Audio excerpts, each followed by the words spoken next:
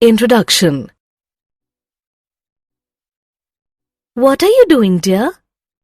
I'm watering the plants. I forgot to water them yesterday, and so they are appearing dry. You should know that plants are also living beings like us, and they also require food and water for their survival. But how do the plants get them? They absorb nutrients and water from soil by various mechanisms. We will learn about such mechanisms in this module. Objectives.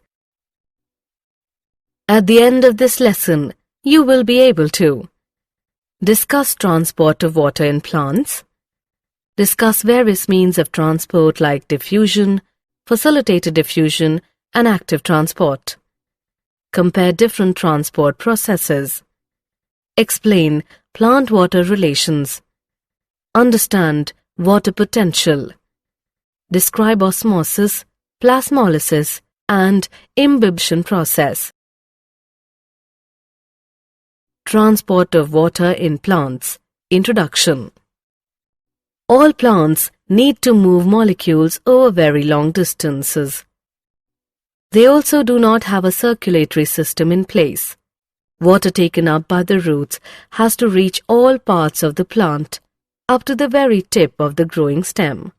The photosynthetes, or food synthesized by the leaves, have also to be moved to all parts, including the root tips embedded deep inside the soil. In a flowering plant, the substances that would need to be transported are water, mineral nutrients, organic nutrients, and plant growth regulators. Over small distances, substances move by diffusion and by cytoplasmic streaming, supplemented by active transport. Transport over longer distances proceeds through the vascular system and is called translocation. You will be surprised to know that in rooted plants, transport in xylem is essentially unidirectional from roots to the stems. Organic and mineral nutrients, however, undergo multidirectional transport. Now we will learn about the means of transport for short distances in plants. Means of transport. Let us start with diffusion process. Diffusion is a slow process and is not dependent on a living system. In diffusion, molecules move in a random fashion, the net result being substances moving from regions of higher concentration to regions of lower concentration. Movement by diffusion is passive and may be from one part of the cell to the other or from cell to cell, or over short distances, say from the intercellular spaces of the leaf to the outside. No energy expenditure takes place. Diffusion is very important to plants since it is the only means for gaseous movement within the plant body. Diffusion rates are affected by the gradient of concentration, the permeability of the membrane separating them, temperature, and pressure. The diffusion rate depends on the size of the substances. Obviously, smaller substances diffuse faster. The diffusion of any substance across a membrane also depends on its solubility in lipids, the major constituent of the membrane. Membrane proteins provide sites at which some molecules cross the membrane. They do not set up a concentration gradient. A concentration gradient must already be present for molecules to diffuse even if facilitated by the proteins. This process is called facilitated diffusion. In facilitated diffusion, special proteins help move substances across membranes without expenditure of ATP energy. Facilitated diffusion is very specific. It allows cell to select substances for uptake. The proteins form channels in the membrane for molecules to pass through. Some channels are always open, others can be controlled. Some are large, allowing a variety of molecules to cross. The porins are proteins that form huge pores in the outer membranes of the plastids. Mitochondria and some bacteria allowing molecules up to the size of small proteins to pass through. In this process, an extracellular molecule bound to the transport protein. The transport protein then rotates and releases the molecule inside the cell. For example, water channels made up of 8 different types of aquaporins. Some carrier or transport proteins allow diffusion only if 2 types of molecules move together. In a symport, both molecules cross the membrane in the same direction. In an antiport, they move in opposite directions. When a molecule moves across a membrane, independent of other molecules, the process is called uniport. Another mean of transport is active transport. Active transport uses energy in the form of ATP to pump molecules against a concentration gradient. Active transport is carried out by membrane proteins. Hence, different proteins in the membrane play a major role in both active as well as passive transport. Pumps are proteins that use energy to carry substances across the cell membrane. These pumps can transport substances from a low concentration to a higher concentration or uphill transport. Transport rate reaches a maximum when all the protein transporters are being used or are saturated. Now, let us compare simple diffusion, facilitated diffusion, and active transport. Plant-water relations. Water is essential for all physiological activities of the plant and also plays a very important role in all living organisms. It provides the medium in which most substances are dissolved. The protoplasm of the cells is nothing but water in which different molecules are dissolved and suspended. A watermelon has over 92% water. Most herbaceous plants have only about 10 to 15% of its fresh weight as dry matter. Of course, distribution of water within a plant varies. Woody parts have relatively very little water, while soft parts mostly contain water. A seed may appear dry, but it still has water. Otherwise, it would not be alive and respiring. Terrestrial plants take up huge amount of water daily, but most of it is lost to the air through evaporation from the leaves, which is termed as transpiration. Do you know that a mature corn plant absorbs almost 3 liters of water in a day, while a mustard plant absorbs water equal to its own weight in about 5 hours? Because of this high demand of water, it is not surprising that water is often the limiting factor for plant growth and productivity in both agricultural and natural environments. Water potential. To comprehend water-plant relations, we should need to know certain standard terms.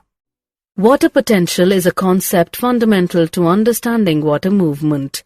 Solute potential and pressure potential are the 2 main components that determine water potential. Water molecules possesses kinetic energy. The greater the concentration of water in a system, the greater is its kinetic energy or water potential. Hence, it is obvious that pure water will have the greatest water potential. If 2 systems containing water are in contact, random movement of water molecules will result in net movement of water molecules from the system with higher energy to the one with lower energy. Thus, water will move from the system containing water at higher water potential to the one having low water potential. This process of movement of substances down a gradient of free energy is called diffusion. Water potential is denoted by the Greek symbol xi and is expressed in pressure units such as pascals. By convention, the water potential of pure water at standard temperatures, which is not under any pressure, is taken to be 0. All solutions have a lower water potential than pure water. The magnitude of this lowering due to dissolution of a solute is called solute potential. Solute potential is always negative. The more the solute molecules, the lower is the solute potential. For a solution at atmospheric pressure, water potential is equal to solute potential. If a pressure greater than atmospheric pressure is applied to pure water or a solution, then its water potential increases. Pressure can build up in a plant system when water enters a plant cell due to diffusion, causing a pressure build-up against the cell wall. It makes the cell turgid. This increases the pressure potential. Pressure potential is usually positive, though in plants, negative potential or tension in the water column in the xylem plays a major role in water transport up a stem. Pressure potential is denoted as P. Water potential of a cell is affected by both solute and pressure potential. The relationship between them is as follows. Osmosis. The plant cell is surrounded by a cell membrane and a cell wall. The cell wall is freely permeable to water and substances in solution, hence there is not a barrier to movement. In plant cells, the cell membrane and the membrane of the vacuole, the tonoplast together are important determinants of movement of molecules in or out of the cell. Now let us know about osmosis. Osmosis is the term used to refer specifically to the diffusion of water across a differentially or semi-permeable membrane. Osmosis occurs spontaneously in response to a driving force. The net direction and rate of osmosis depends on both the pressure gradient and concentration gradient. Water will move from its region of higher chemical potential or concentration to its region of low chemical potential until equilibrium is reached. We can better understand it with the help of an experiment. Take a thistle funnel filled with sucrose solution and then keep it inverted in a beaker containing water. The solution of sucrose in water taken in a funnel is separated from pure water in a beaker through a semi-permeable membrane, such as an egg membrane. Then what will happen? We will observe that water will diffuse across the membrane to raise the level of the solution in the funnel. This will continue till the equilibrium is reached. Now, we will apply some pressure to stop the water movement into the funnel. This pressure required to prevent water from diffusing is, in fact, the osmotic pressure, and this is the function of the solute concentration. More the solute concentration, greater will be the pressure required to prevent water from diffusing in. Numerically, osmotic pressure is equivalent to the osmotic potential, but the sign is opposite. Osmotic pressure is the positive pressure applied, while osmotic potential is negative. Plasmolysis. The behavior of the plant cells or tissues with regard to water movement depends on the surrounding solution. If the external solution balances the osmotic pressure of the cytoplasm, it is said to be isotonic. If the external solution is more dilute than the cytoplasm, it is hypotonic. And if the external solution is more concentrated, it is hypertonic. Cells swell in hypotonic solution and shrink in hypertonic ones. Plasmolysis occurs when water moves out of the cell and the cell membrane of a plant cell shrinks away from its cell wall. This occurs when the cell or tissue is placed in a solution that is hypertonic, has more solutes, to the protoplasm. Water moves out. It is first lost from the cytoplasm and then from the vacuole. The water, when drawn out of the cell through diffusion into the extracellular outside cell fluid, causes the protoplast to shrink away from the walls. The cell is said to be plasmolysed. The movement of water occurred across the membrane, moving from an area of high water potential to an area of low water potential outside the cell. When the cell or tissue is placed in an isotonic solution, there is no net flow of water towards the inside or outside. If the external solution balances the osmotic pressure of the cytoplasm, it is said to be isotonic. When water flows into the cell and out of the cell and are in equilibrium, the cells are said to be flaccid. The process of plasmolysis is usually reversible. When the cells are placed in an hypotonic solution, which means higher water potential or dilute solution as compared to the cytoplasm, water diffuses into the cell causing the cytoplasm to build up a pressure against the wall that is called turgor pressure. The pressure exerted by the protoplasts due to entry of water against the rigid wall is called pressure potential. Because of the rigidity of the cell wall, the cell does not rupture. This turgor pressure is ultimately responsible for enlargement and extension growth of cells. Imbibition. Imbibition is a special type of diffusion when water is absorbed by solids, colloids, causing them to enormously increase in volume. The classical examples of imbibition are absorption of water by seeds and dry wood. Imbibition is also diffusion since water movement is along a concentration gradient. The seeds and other such materials have almost no water, hence they absorb water easily. Water potential gradient between the absorbent and the liquid imbibed is essential for imbibition. Summary. Let us summarize what we have learnt. Over small distances, substances move by diffusion and by cytoplasmic streaming supplemented by active transport. Transport over longer distances proceeds through the vascular system and is called translocation. In rooted plants, transport in xylem is essentially unidirectional from roots to the stems. Organic and mineral nutrients, however, undergo multidirectional transport. In diffusion, molecules move in a random fashion, the net result being substances moving from region of higher concentration to regions of lower concentration.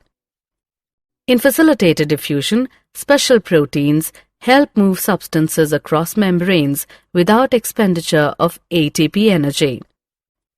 Active transport uses energy to pump molecules against a concentration gradient. It is carried out by membrane proteins. Water potential is denoted by the Greek symbol xi and is expressed in pressure units such as pascals. Water potential of a cell is affected by both solute and pressure potential. The relationship between them is as follows. The diffusion of water across a semi-permeable membrane is known as osmosis. The net direction and rate of osmosis depends on both the pressure gradient and concentration gradient. If the external solution balances the osmotic pressure of the cytoplasm, it is said to be isotonic. If the external solution is more dilute than the cytoplasm, it is hypotonic. And if the external solution is more concentrated, it is hypertonic. Cells swell in hypotonic solutions and shrink in hypertonic ones. Plasmolysis occurs when water moves out of the cell and the cell membrane of a plant cell shrinks away from its cell wall. Imbibition is a special type of diffusion when water is absorbed by solids, colloids, causing them to enormously increase in volume.